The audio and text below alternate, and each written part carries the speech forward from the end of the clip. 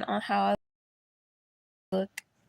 You catch my live sometimes because after my live, the upload is slower. So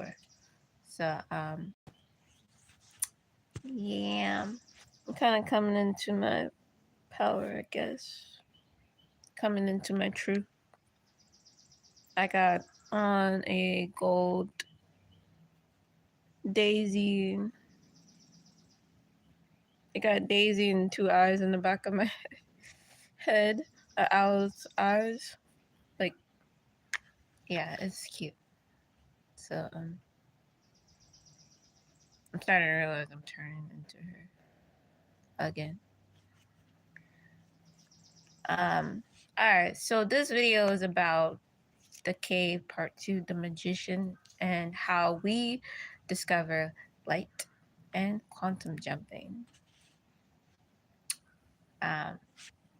Remind you, this might be all over the place. Yeah.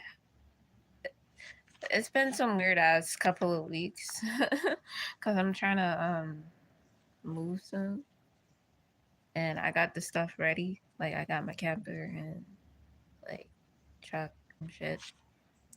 I bought it yesterday, and well, he bought it yesterday. I just gave him the money, and yeah, so we should be like good to go within a couple of weeks, or within less than a week, really. Trying to leave early because like I can't take Georgia no more. It's like, it feels like it's killing me. But I was like, I feel like I was put here. I didn't want to be here. So now that I know why I was here or why I'm supposed to be here, I think I kind of did what I'm supposed to do. But then I don't feel nothing no more towards the end of this chapter. So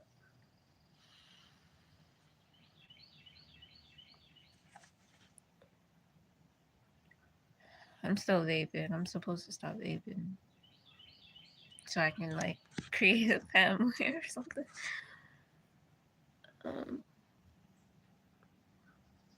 But that won't be until like 2 years later. Literally like a movie right now. But if you're wondering why I'm like wearing these type of colors, I'm trying to invoke my goddess within me. Still questionable. I need a bunch of answers. Like, can somebody tell me if this shit is fucking real? Even though like fucking like you can put 5 people in my fucking face and tell me that it's real. I still don't believe it's fucking real because it's in my mind's eye.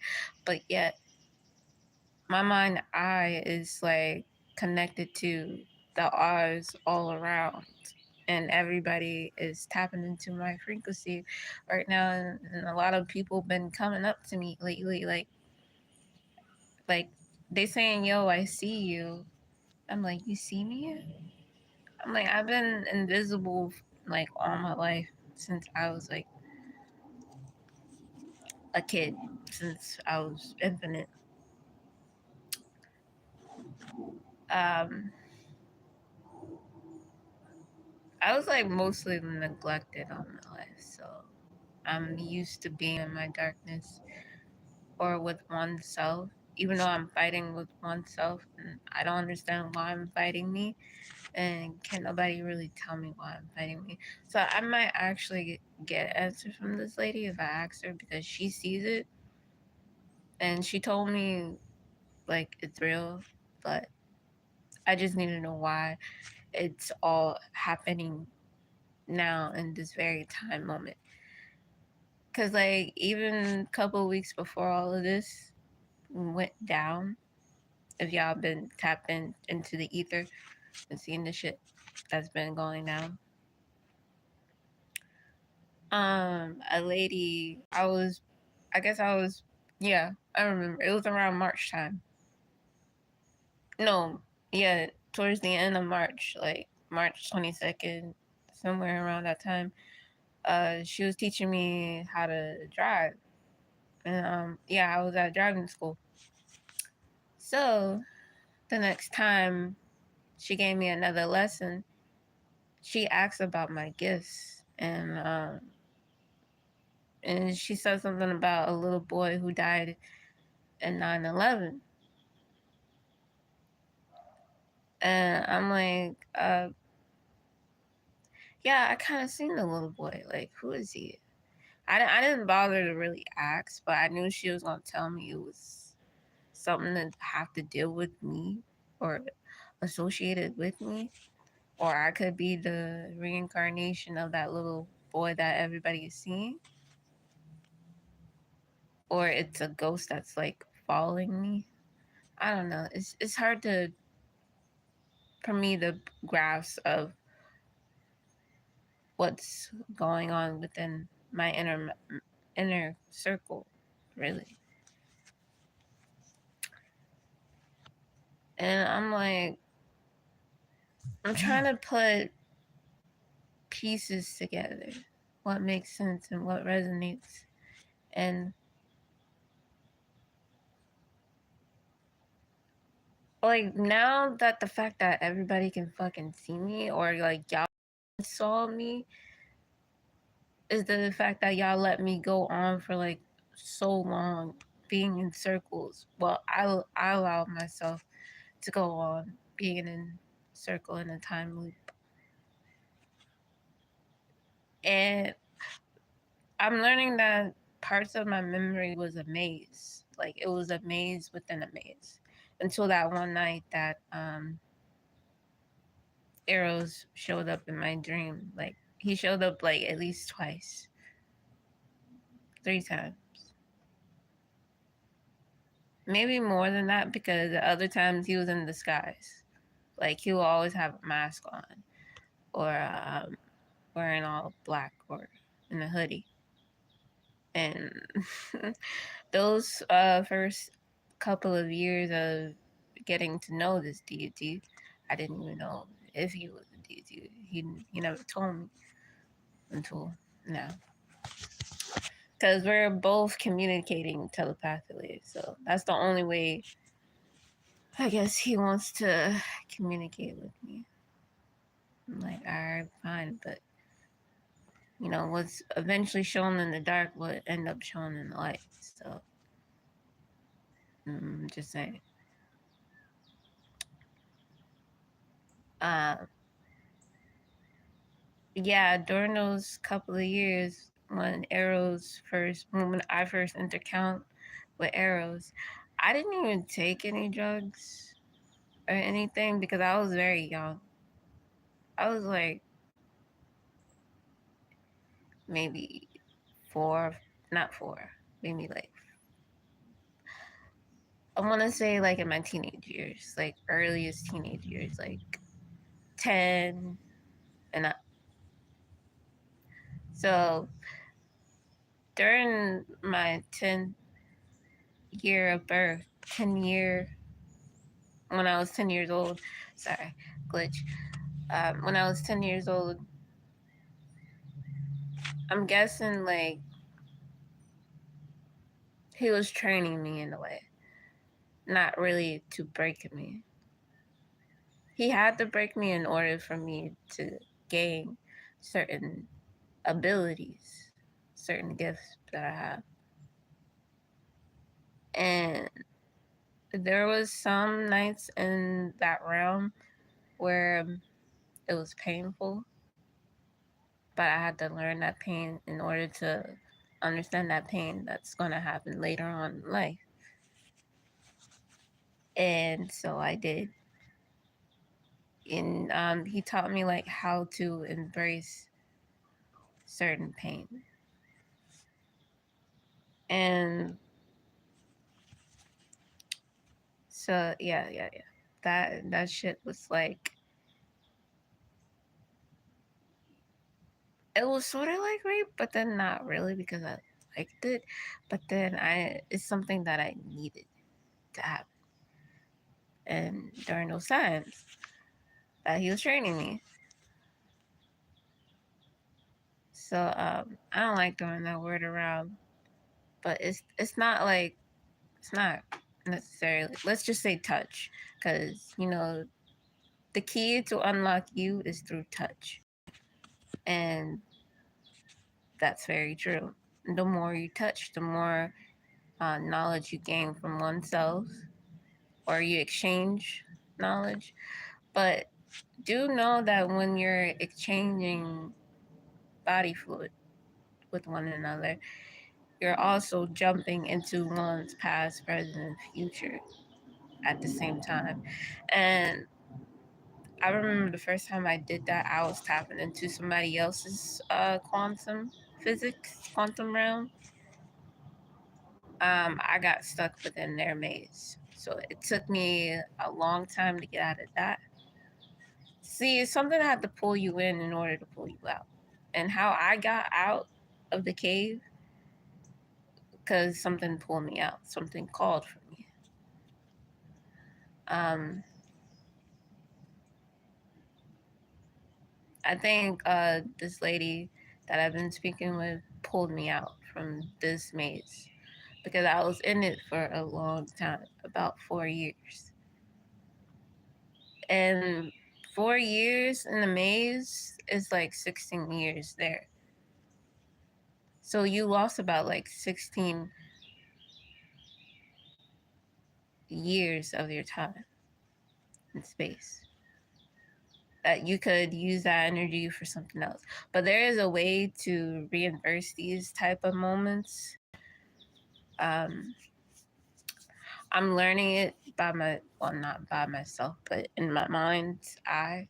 People or beings or things, good ones, are showing me how to dwell within time, to be in present moment. This is actually me being in present moment. This is me getting to know me instead of like depressing the hell out of my shit. Like,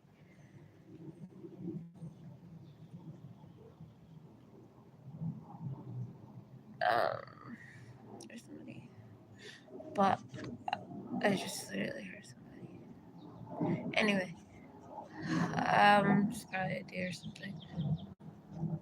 Um, but the same. So I kid you not. I've been depressing all of this shit because ain't nobody. It's no menu for this shit. Ain't nobody's coming to me saying, "Hey, stop.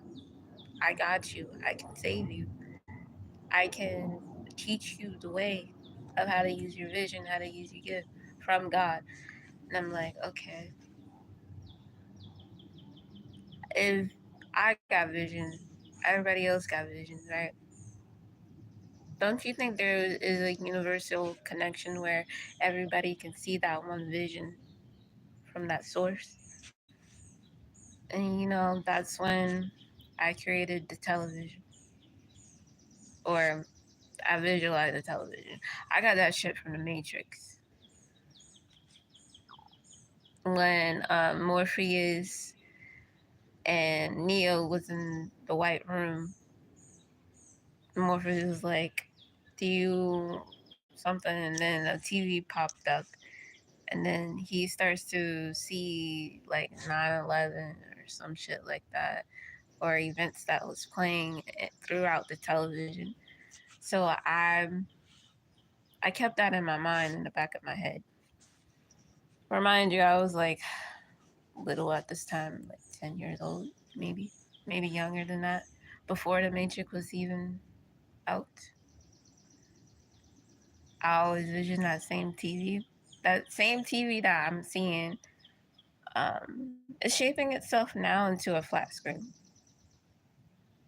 And I gotta figure out what's the symbol of black screen instead of the gray screen that was on the TV. Because the TV was like the 70s style, like TV, where you had to go up and, change the tunes and the dial.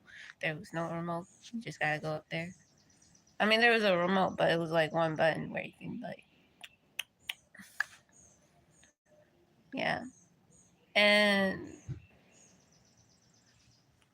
how I discover sound too within my quantum physics is that I have to listen to the sound here and bring it back with me. I had to tell my mind to record what you hear and feel during those vibrational moments when it passed. So I did that. Like now I can just listen to the birds and bring it back inside of my mind's eye. My mind's eye is actually listening the frequencies of it. That makes it. It's listening to the energies of it. And so yeah. So Eros, he would kind of like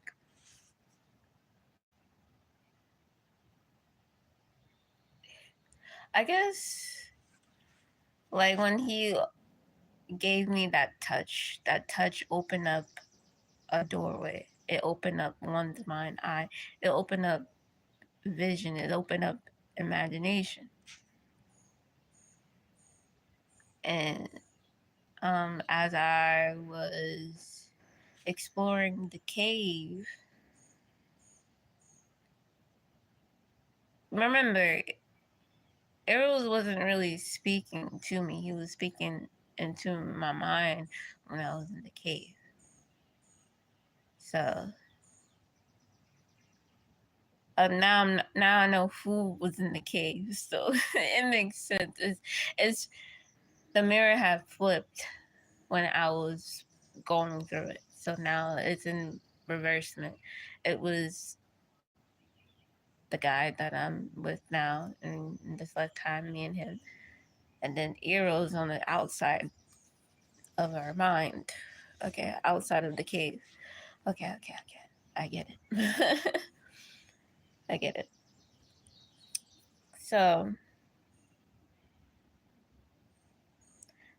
okay, as Eros was speaking to me, he told me to have a feel around the cave. He asked me, "What do you feel?" I, I didn't speak it, but I said it in my head. I said, remember, we're talking telepathically. I said, it's kind of cold in one spot, kind of warm in the other spot. And and then he asked me, what can you feel? Um, Pointy objects, like some feels like it's, I didn't know how to describe the word to him at that time, but I can imagine that it felt like, I told him it felt like sand, even though I don't know what sand is. But I didn't know what the word that I used for that term to describe the feeling of what I was feeling. Um, and then he told me, sorry, I was going back. I was trying to go back. I was like, don't go back, don't go back. Oh shit, I need to wear my glasses. Um,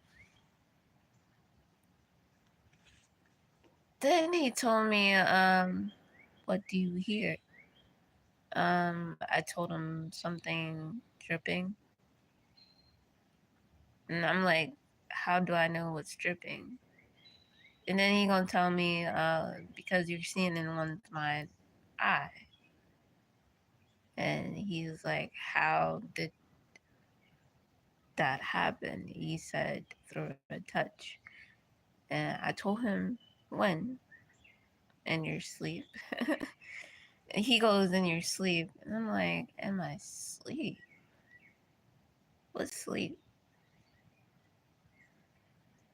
And then he was trying to tell me what's this and what's that, because I was questioning everything. And, then we finally met in the center. Um, shit. Hold on.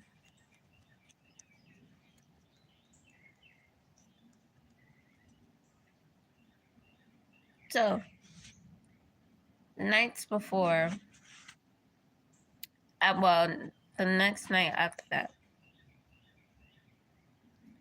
Ariel's told me to keep walking around the cave until I got lost. So I don't know how far deep I got, but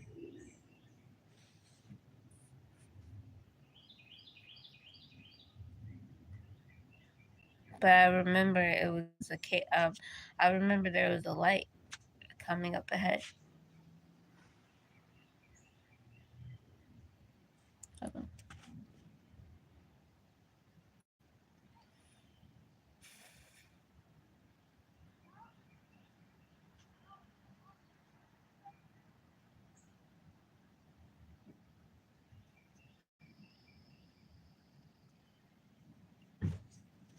Okay. So I remember there was a light coming up ahead, and as I'm walking towards this light, he told me, "What do you feel?" I said, "I feel warmness. I feel love." He was like, "All right, do you want to go through it?" At first, I was like, "No, I, I don't know what this is. I don't know what it's gonna do." He said it's gonna take you somewhere where you need to be. So I asked him, "Where do I need to be?" "Outside." And he was like, "Outside." And then I go, "Outside where?" He said, "Anywhere." So as I went through the cave, through the light, there was a longer light going down like a hallway or something. It was like a continuous light that you could see. And one light was like a floor, and then another light was like two walls, and then a roof of light. So I stepped on to the light, and my first memory of stepping onto the light, it felt like water. Like you can see your footprints, like if you've been on a beach or something, but in light form. So light follows your nervous system, like your, movement, your emotion. Um, as I was discovering this light, I kept walking and walking and walking. I don't know how long I was walking in there. It felt like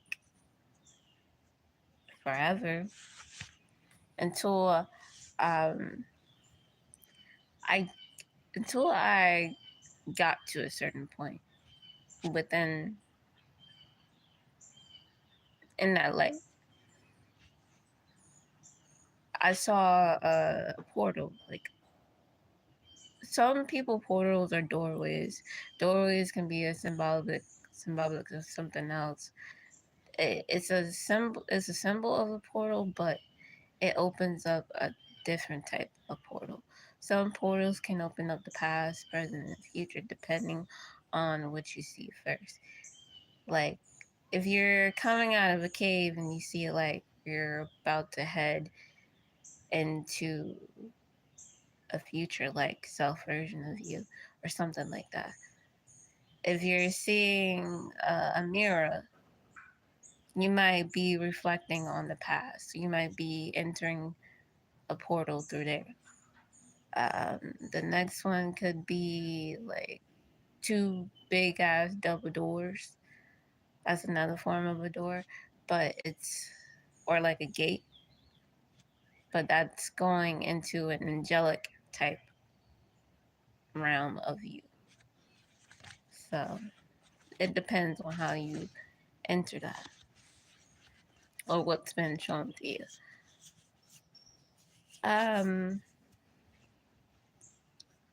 yeah.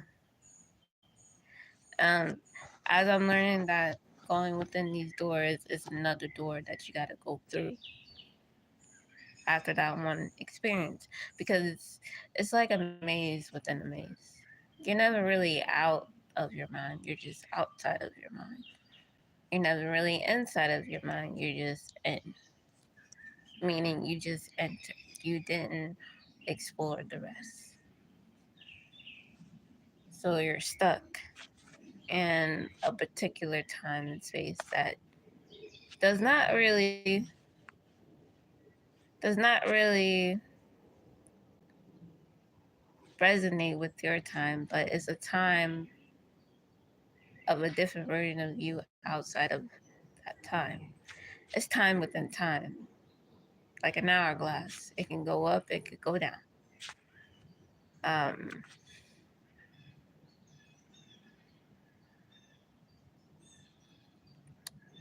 but yeah,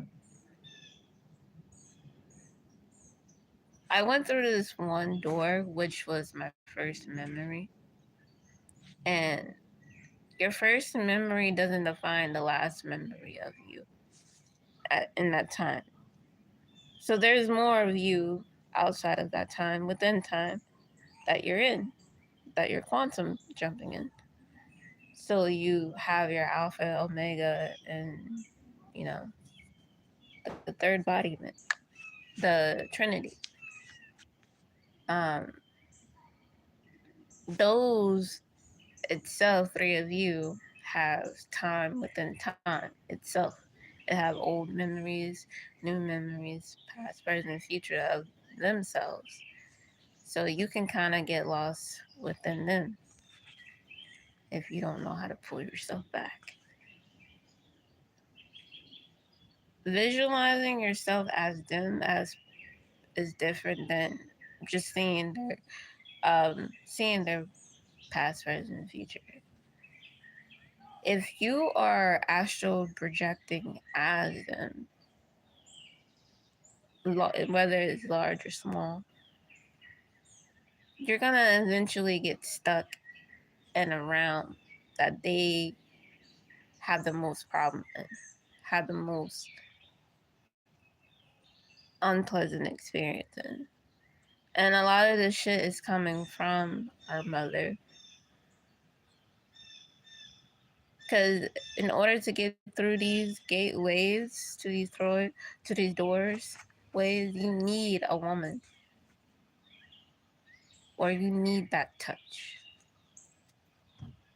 from a man when it comes to a woman, for her to enter her angelic realm or her enlightenment. And I feel though, if you get lost in the light, you can get lost in the dark as well. A lost is lost. Lost is like mm, lost is not air because it doesn't have its government. It doesn't know which way to pull its arrows. It's yeah. It can't govern itself. So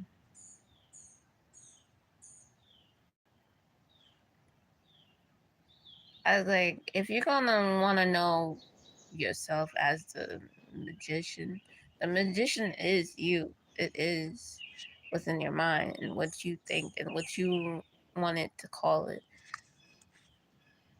But arrows guides your dictates your motion for you to get in motion, for you to get that spark. And when I was in this cave sometimes, I would visualize myself lit up. I didn't know what color or how bright I was looking. I was just feeling it. Vision is to feel. In order to vision, you gotta feel, you gotta imagine. You gotta use your inner child. You gotta use that sun, literally in the tarot cards, to get back to you, to get back to the original source, to get back to that magician. I feel like I'm a magician every day. Even though I know some outcomes don't come within time in one mind's eye, you will see it eventually play out later once you stop hitting the play button and let life proceed as it is.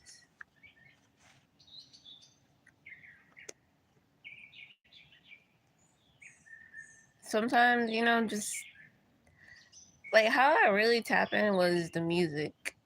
Really, the music really helps me tap into my avatar like self. It gives me the confidence, it gives me the encouragement. Sometimes it can give me negative stuff, negative thoughts, and I don't know where my negative thoughts are creating outside of me because I don't know how to handle that shit at all. Like, I don't. And sometimes I get a little bit out of control. Like, shit start to happen here on Earth. And I'm like, how can my frequency be that big? It is not that fucking big. It shouldn't be that large. But it is. So something outside of me is listening to me.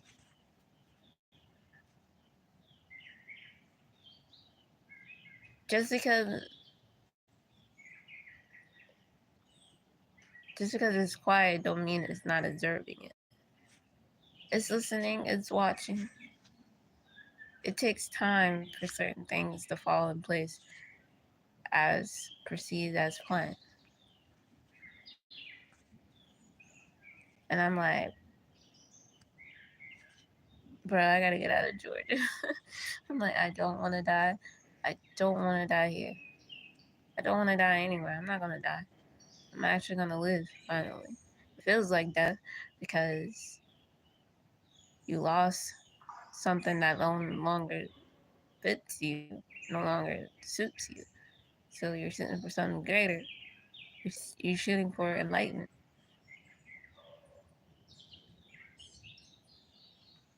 Don't never tell yourself that this shit is real, what you're seeing.